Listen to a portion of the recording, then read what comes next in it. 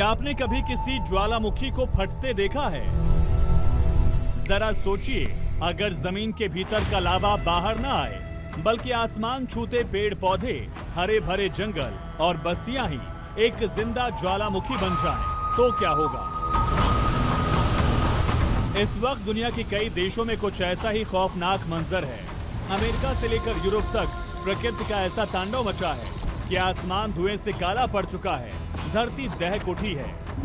America, Greece, France, Spain और Italy, दुनिया के बड़े बड़े देश इस वक्त आग के समंदर में घिरे हैं। हालात इतने भयावह हैं कि शहर के शहर राख होते जा रहे हैं और इंसान अपनी ही धरती पर लाचार नजर आ रहा है। तस्वीरें अमेरिका के वॉशिंगटन राज्य की हैं, जहां जंगलों में लगी आग किसी दानव की तरह फैलती जा रही है। वॉशिंगटन में 2.5 लाख एकड़ से ज्यादा का इलाका इस महाविनाश की चपेट में आ चुका है। लोगों को रातों रात अपना आशियाना छोड़कर भागना पड़ा।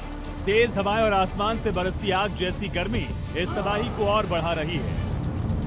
हालात इतने बेकाबू हो चुके हैं कि वॉशिंगटन के गवर्नर बॉब फर्ग्यूसन को पूरे राज्य में आपातकाल घोषित करना पड़ा। राज्य में आग जलाने पर पूरी तरह प्रतिबंध है। आग पर काबू पाने के लिए करीब 4000 फायर फाइटर्स दिन रात डटे हुए हैं। अमेरिका के 1 दर्जन से ज्यादा राज्यों से फायर ब्रिगेड की स्पेशल टीम बुलाई गई। नेशनल गार्ड के जवान मोर्चा संभाले हुए हैं। स्पोकेन इलाके के पास लगी आग ने करीब 3000 एकड़ जमीन को राख कर दिया।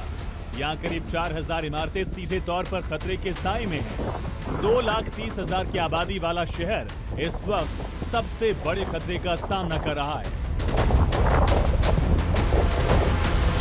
प्रशासन ने आनन फानन में 200 से ज्यादा घरों को खाली कराया, जबकि पूर्वी वॉशिंगटन में 60,000 से ज्यादा घरों की बिजली गुल है।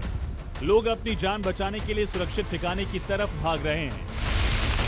अमेरिका में अगर आग ने हाहाकार मचा रखा है, तो यूरोप के देश ग्रीस में हालात बद से बदतर हो चुके हैं। राजधानी एथेंस के उत्तर पश्चिम में अब तक 100 से ज्यादा घर जलकर खाक हो चुके हैं। मशहूर पर्यटन स्थल केफालोनिया से पर्यटकों और स्थानीय लोगों को सुरक्षित बाहर निकालना पड़ा।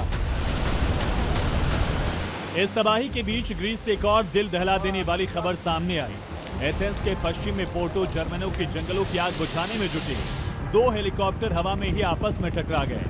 इस भीषण हादसे में एक हेलीकॉप्टर के दोनों पायलट की मौत हो गई।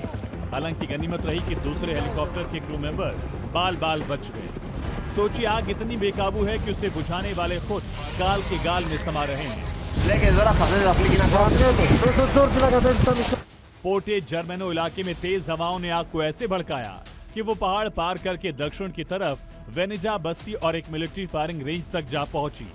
आग इतनी भीषण थी कि मिलिट्री रेंज में रखे बम और गोला बारूद तक में आग लग गई और वहां लगातार धमाके होने लगे।